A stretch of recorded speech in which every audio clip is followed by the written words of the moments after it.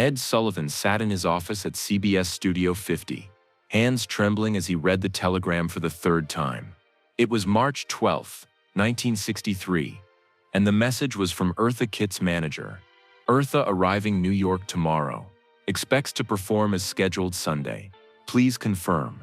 Ed crumpled the telegram and threw it across the room. This couldn't be happening. He had explicitly told her manager 2 weeks ago that Eartha Kitt was banned from his show, permanently. After what she'd said about the president, after the scandal at the White House luncheon, there was no way CBS would allow her back on television. Yet here she was about to show up at his studio in less than 48 hours, demanding to perform. And what Ed didn't know yet was that Eartha Kitt had a plan that would force him to make an impossible choice on live television in front of 50 million Americans.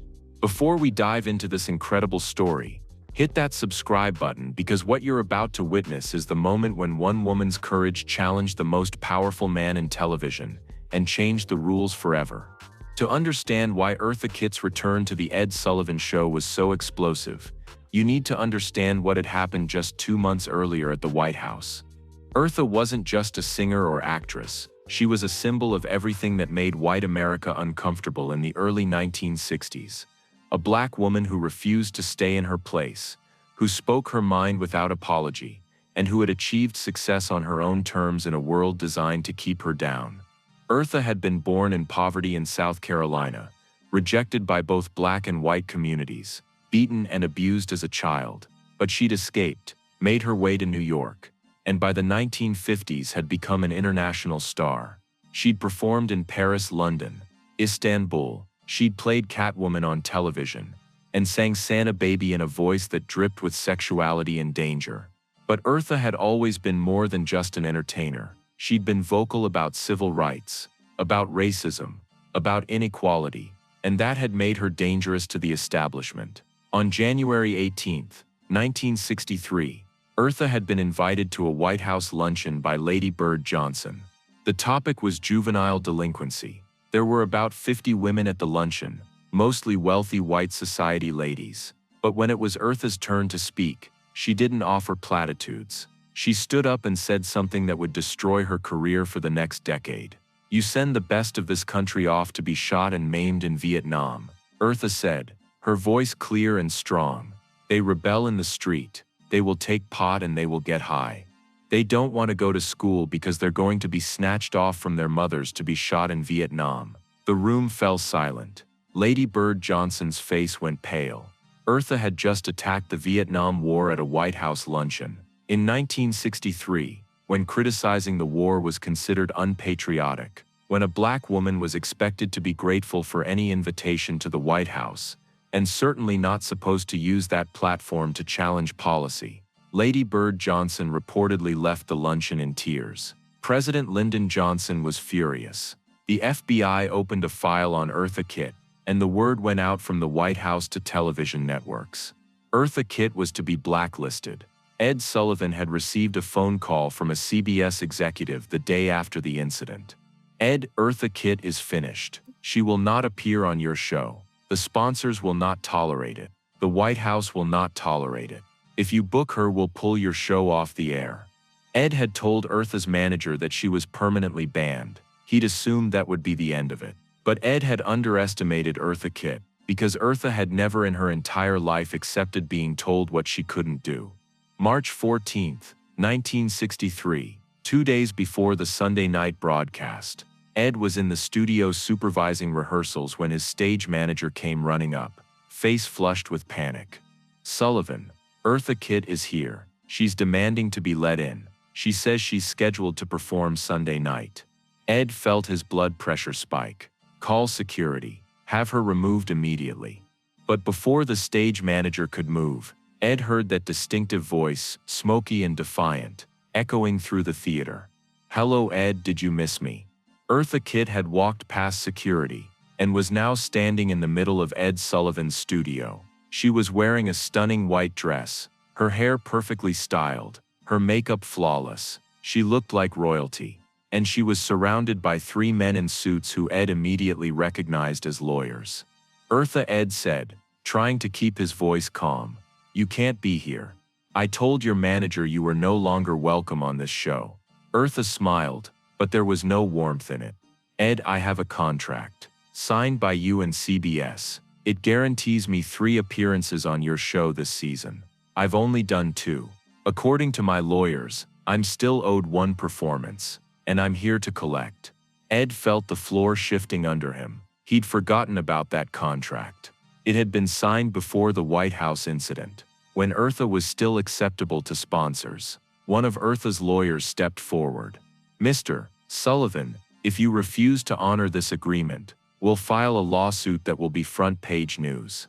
The headline will be Ed Sullivan breaks contract with black performer after White House orders blacklist. Is that the story you want America to read? Ed stared at Eartha.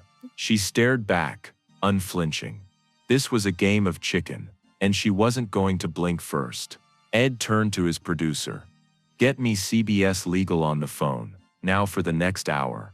Ed's office was chaos. CBS lawyers were called in. Network executives were consulted. The contract was examined from every angle, and the conclusion was inescapable.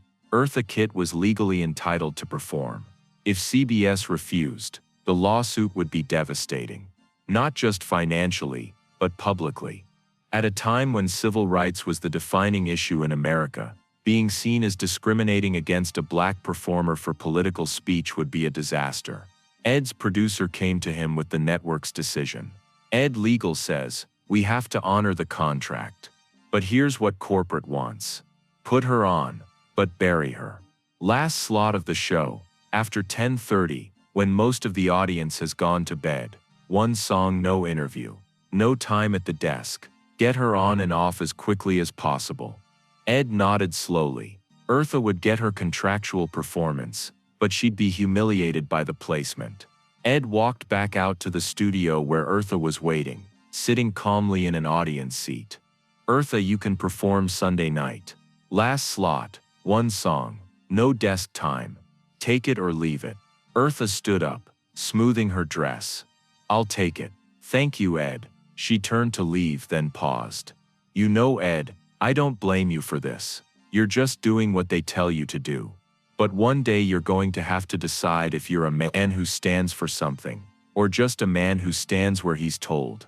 Those words haunted Ed for the next 2 days. Because deep down he knew Eartha was right. He'd built his career on the idea that he was the one who decided what America saw. But the truth was that he took orders just like everyone else. The network controlled him. The sponsors controlled him. The government controlled him. And Eartha Kitt had more courage and integrity than he did. Sunday, March 17, 1963, show day. The Ed Sullivan Show theater was packed. 50 million Americans would be watching that night. The lineup was carefully planned. Safe, wholesome family entertainment. And then buried at the end, Eartha Kitt. Ed went through his usual routine. By 10:25 p.m., they were 5 minutes from the end of the broadcast. Time for the final performance. But something happened that Ed hadn't anticipated. Word had spread that Eartha Kitt was going to be on despite the blacklist.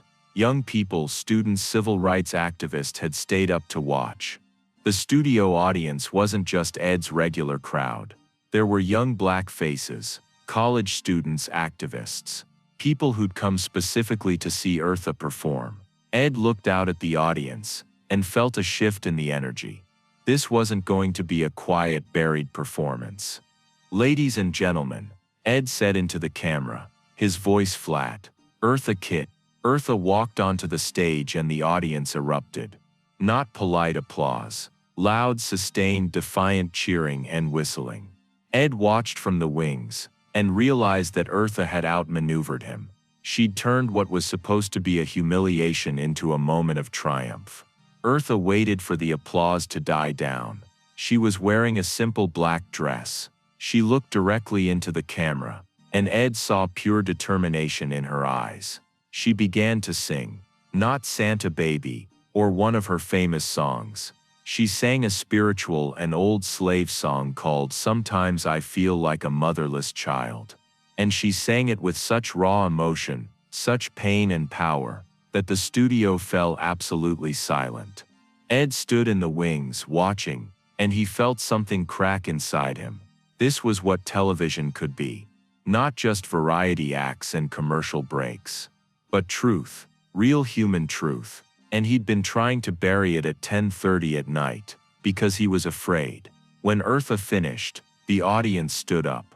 All of them. The applause thundered through the studio. And Ed Sullivan made a decision that would cost him dearly, but that he knew was right. He walked out onto the stage while Eartha was still standing there. She looked at him surprised. This wasn't part of the plan.